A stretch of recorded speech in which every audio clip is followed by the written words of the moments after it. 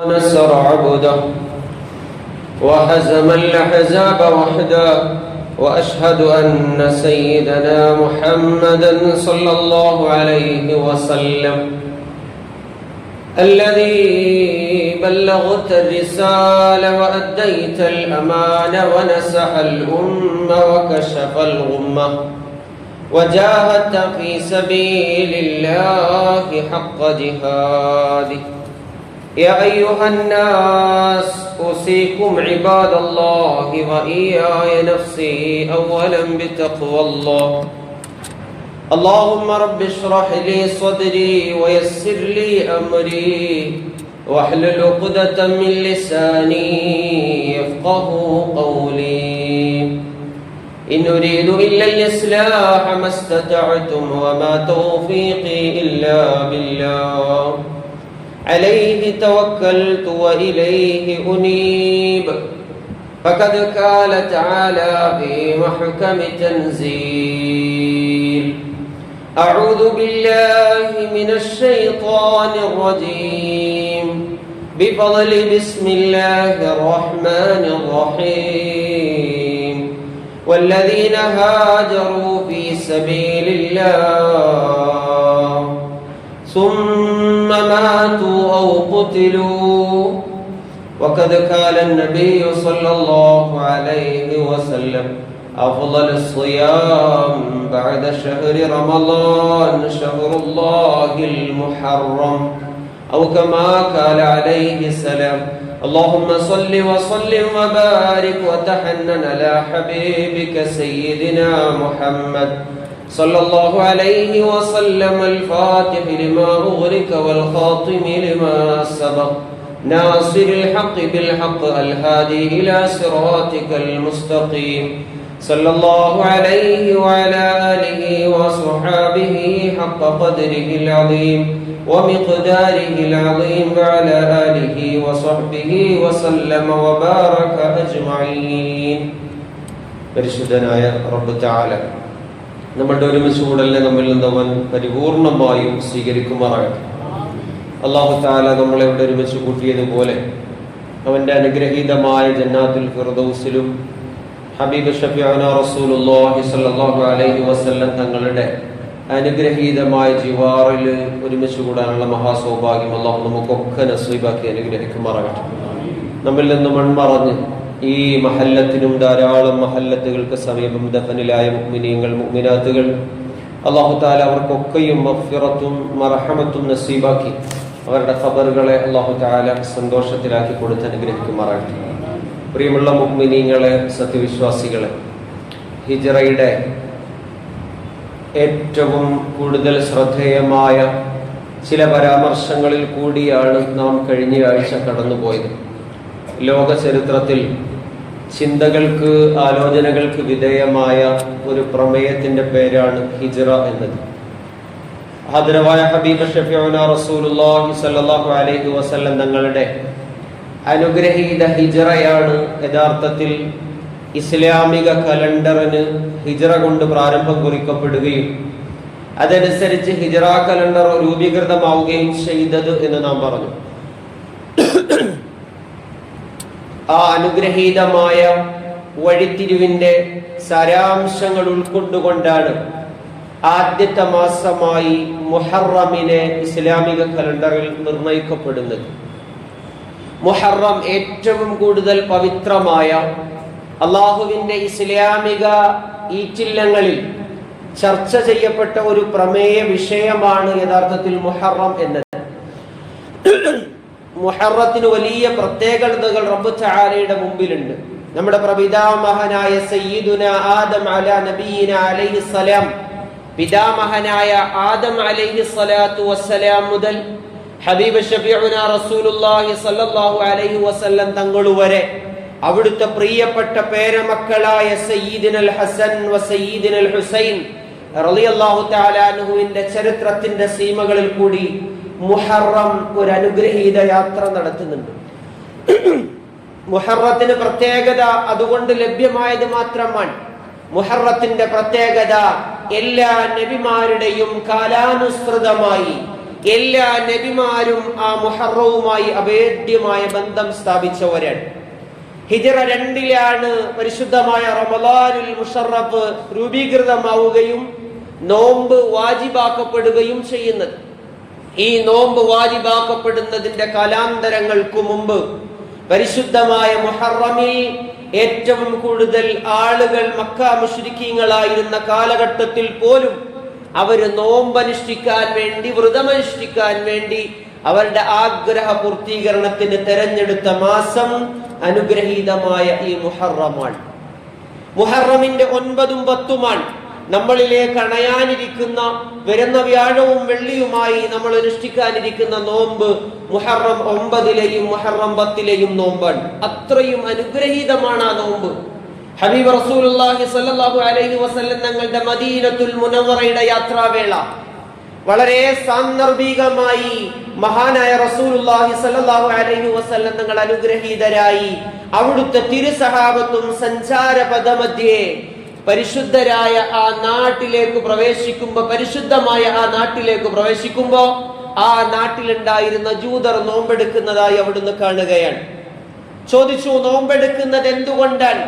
സയ്യിദുനാ മൂസ അലൈഹിസ്സലാത്തു വസ്സലാമിന്റെ ആ കാലഘട്ടത്തിൽ ഉണ്ടായിരുന്ന ഒരഹങ്കാരിയായ കോപ്റ്റ് വംശജരെയും കിബുത്തി വംശജരെയും കാലഘട്ടത്തിന്റെ അനുസ്യൂതങ്ങളിൽ കൂടി വായിച്ചാൽ സവർണ മേധാവിത്വം നടമാടിക്കൊണ്ടിരിക്കുകയും ചെയ്ത ഒരു കാലഘട്ടമായിരുന്നു ഫറോവയുടെ കാലഘട്ടം. وَإِذْ نَجَّيْنَاكُمْ مِنْ آلِ فِرْعَوْنَ يَسُومُونَكُمْ سُوءَ الْعَذَابِ يُذَبِّحُونَ أَبْنَاءَكُمْ وَيَسْتَحْيُونَ نِسَاءَكُمْ وَفِي ذَلِكُمْ بَلَاءٌ مِّن رَّبِّكُمْ عَظِيمٌ وَإِذْ نَجَّيْنَاكُمْ مِنْ آلِ فِرْعَوْنَ ഫിർഔനിന്റെ സമൂഹം ഒന്നടങ്കം ചെയ്തുകൊണ്ടിരുന്നത് തന്റെ ഇച്ഛകൾക്കനുസൃതമായി പ്രവർത്തിക്കുന്നവരെ മാത്രം പുനർജീവിപ്പിക്കാൻ അനുവാദം കൊടുക്കുകയും അവർക്ക് സൗകര്യം കൊടുക്കുകയും ചെയ്തുകൊണ്ട് ആ സമുദായത്തെ മാത്രം ഉയർത്തിക്കൊണ്ടുവരികയും മറ്റുള്ളവരോട് അയാളിൽ വിശ്വസിക്കാതിരിക്കുകയും അദ്ദേഹത്തെ അംഗീകരിക്കാതിരിക്കുകയും ചെയ്യുന്നവരോട് പ്രത്യേകമായ ഒരു പ്രത്യയശാസ്ത്രം പുലർത്തിയ ലോകം കണ്ട ഏറ്റവും അഹങ്കാരിയും സ്വേച്ഛാധിപതിയുമായ ഒരു രാജാവായിട്ടാണ് ഫിർഔനിനെ റംസസ് 2 ചരിത്രം പരിചയപ്പെടുത്തുന്നത്. സയ്യിദുനാ മൂസ അലൈഹിസ്സലാത്തു വസ്സലാമിന്റെ നാമം അതുകൊണ്ടാണ് അല്ലാഹു തആല 136 പ്രാവശ്യം വിശുദ്ധ ഖുർആനിൽ ആദ്യാന്ത്യം ചർച്ച ചെയ്തത്. അതുകൊണ്ടാണ് ലോകത്തേതെല്ലാം സവർണരുണ്ടോ, ലോകത്തേതെല്ലാം സവർണ മേധാവിത്വങ്ങളുണ്ടോ, അത് ലോകത്തിന്റെ ചരിത്രത്തിന്റെ പ്ലാറ്റ്ഫോമുകളിൽ തിരുത്തപ്പെട്ട ചരിത്രവും അതിന്റെ ഭരണാധിസ്ഥിര കേന്ദ്രങ്ങളെ താഴെ ഇറക്കിയ ചരിത്രവും പഠനവിധേയമായി ചരിത്രത്തിനെ പഠിക്കുന്നവർക്ക് വ്യക്തമായി മനസ്സിലാകും. ഇതിനൊരു അന്ത്യമുണ്ടാകും, ഇതിനൊരു അവസാനമുണ്ടാകും. ഈ മുഹറം നമ്മളോട് വിളിച്ചോതുന്ന ഒരു സന്ദേശം അതാണ്. പ്രിയമുള്ളവരെ, മുഅ്മിനീങ്ങളെ, തീർച്ചയായും നമ്മൾ കാണുന്ന ഈ അഹങ്കാരങ്ങൾക്കും ഈ സ്വേച്ഛാധിപതികൾക്കും ലോകത്തെവിടെയെല്ലാം ഉണ്ടായിട്ടുണ്ടോ, ഏതെല്ലാം രാജ്യങ്ങളും ഏതെല്ലാം പ്രവിശ്യകളും അവർ ഭരണാധികാര കേന്ദ്രങ്ങളാക്കിയിരുന്നോ, ആ പ്രവിശ്യകളിൽ നിന്ന് ആരാലും ഗൗനിക്കപ്പെടാത്ത, ഒരാളാലും അംഗീകരിക്കപ്പെടാത്ത ഒരു തലത്തിലേക്ക് അവരെ റബ്ബ് തആല മാറ്റിയതിന് ചരിത്രം സാക്ഷിയാണ്, ഖുർആൻ സാക്ഷ്യമാണ്. യഥാർത്ഥത്തിൽ മുഹറം നമ്മളോട് ഓതുന്നത് സയ്യിദുനാ ആദം നബീന അലൈഹി സ്വലാത്തു വസ്സലാമിന്റെ അനുഗ്രഹീത തൗബയെ അല്ലാഹു തആല സ്വീകരിച്ചത് ഈ മുഹറമിലാണ്. റബ്ബനാ ളലംനാ അൻഫുസനാ വഇൻ ലം തഗ്ഫിർ ലനാ വതർഹംനാ ലനകൂനന്ന മിനൽ ഖാസിരീൻ. അല്ലാഹുവേ, എന്റെ ഭാഗത്തു നിന്ന് നിനക്ക് ഇഷ്ടപ്പെടാത്തത് സംഭവിച്ചതുകൊണ്ട് എന്റെ തൗബയെ നീ സ്വീകരിക്കണം എന്ന് പറഞ്ഞ സയ്യിദുനാ ആദം നബീന അലൈഹി സ്വലാത്തു വസ്സലാം കരഞ്ഞത് 40 വർഷമാണ് എന്ന് മഹത്തുക്കൾ എഴുതുന്നത് കാണാം. 40 വർഷത്തേക്ക് ആകാശത്തിലേക്ക് ദൃഷ്ടികൾ ഉയർത്താത്ത ഒരു പ്രവാചകൻ സയ്യിദുനാ ആദം നബീന അലൈഹി സ്വലാത്തു വസ്സലാം ഭൂമി ലോകത്തേക്ക് അയക്കപ്പെട്ടതു മുതൽ ആ 40 വർഷത്തിന് ശേഷം തൗബ സ്വീകരിക്കുന്നത് വരെ ആദം നബീന അലൈഹി സ്വലാത്തു വസ്സലാം ആകാശത്തേക്ക് കരങ്ങൾ ഉയർത്തിയിട്ടില്ല, കണ്ണുകൾ ഉയർത്തിയിട്ടില്ല. ഇതിന്റെ സന്ദേശമായി മഹത്തുക്കൾ ആ പന്താവിനെ വിശദീകരിച്ചുകൊണ്ട്, ആയത്തിനെ വിശദീകരിച്ചുകൊണ്ട് ഖതാദ റളിയല്ലാഹു തആല പറയുന്നുണ്ട്, കൂടുതലായി തൗബ ചെയ്യുന്ന ഒരു മനുഷ്യന്റെ തൗബയെ അല്ലാഹു തആല സ്വീകരിക്കുക ഈ മുഹറമിലാണ്. സയ്യിദുനാ നൂഹ് അലൈഹിസ്സലാത്തു വസ്സലാം പ്രതിസന്ധികളിൽ അകപ്പെട്ടു. 950 വർഷം നിരന്തരമായ ആരാധനകളുടെ മൂർത്തിമദ്ഭാവമായി നിലകൊണ്ട ഒരു മഹാനുഭാവനായ പ്രവാചകൻ, അവരുടെ അനുഗ്രഹീതമായ അവസാനത്തെ പല വാക്യങ്ങളെയും സ്വീകരിക്കാത്ത, അവരുടെ കലിമത്തുകളെ സ്വീകരിക്കാതിരുന്ന ഒരു സമൂഹത്തെ അല്ലാഹു തആല അങ്ങേയറ്റമായി ശിക്ഷിക്കുകയും അവർക്കെതിരെ ശക്തമായ ജലപ്രളയം പുറപ്പെടുവിക്കുകയും ചെയ്തു. ഖുർആൻ അത് പറയുന്നുണ്ട്. സൂറത്ത് ഹൂദിൽ അല്ലാഹു തആല ആ വിഷയം പറയുന്നുണ്ട്. وقيل يا أرض ابلغي ماءك ويا سماء أقلعي وغيض الماء وقضي الأمر واستوت على الجود وقيل بعدا للقوم الظالمين. സയ്യിദുനാ നൂഹ് അലൈഹിസ്സലാത്തു വസ്സലാമിന്റെ ജനതയുടെ തൗബയെ അല്ലാഹു തആല സ്വീകരിക്കുകയും ആ പരിശുദ്ധമായ ആ നാടിനെ അല്ലാഹു തആല അവരാൽ വിശ്വസിക്കപ്പെട്ടവരെ മാത്രം രക്ഷപ്പെടുത്തുകയും ആ സമൂഹത്തെ ഒന്നടങ്കം ജലപ്രളയത്തിൽ ഭൂമി തന്നെ ഇല്ലാതെയായി.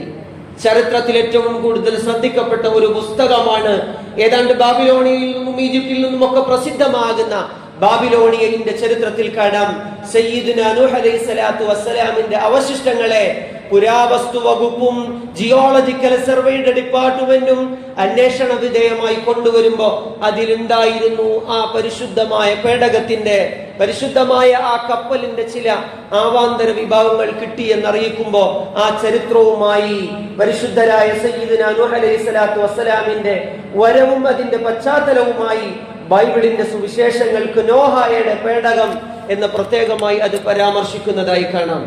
ഇങ്ങനെ തുടങ്ങി ആദം നബീന അലൈഹിസ്സലാത്തു വസ്സലാമിന്റെയും സയ്യിദുനാ ഇബ്രാഹിം അലൈഹിസ്സലാത്തു വസ്സലാമിന്റെയും സയ്യിദുനാ നൂഹ് അലൈഹിസ്സലാത്തു വസ്സലാമിന്റെയും സയ്യിദുനാ അയ്യൂബ് അലൈഹിസ്സലാത്തു വസ്സലാമിന്റെയും തുടങ്ങിയ മുഴുവൻ പ്രവാചക വര്യന്മാരുടെയും തൗബകളെ അല്ലാഹു തആല സ്വീകരിക്കുകയും അവരുടെ എല്ലാവിധ അനുഗ്രഹങ്ങളും അവർക്ക് ചെയ്യുകയും ചെയ്തതെല്ലാം ഈ മുഹറം 9-ലും 10-ലുമാണ്.